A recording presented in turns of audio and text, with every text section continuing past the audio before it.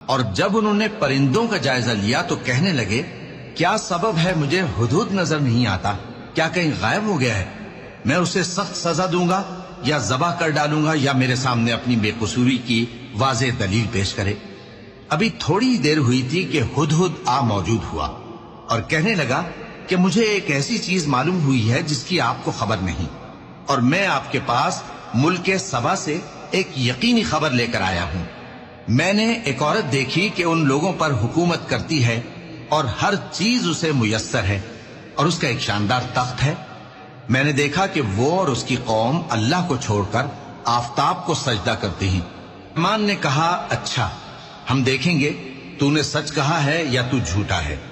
یہ میرا خط لے جا اور اسے ان کی طرف ڈال دے اور دیکھنا کہ وہ کیا جواب دیتی ہیں۔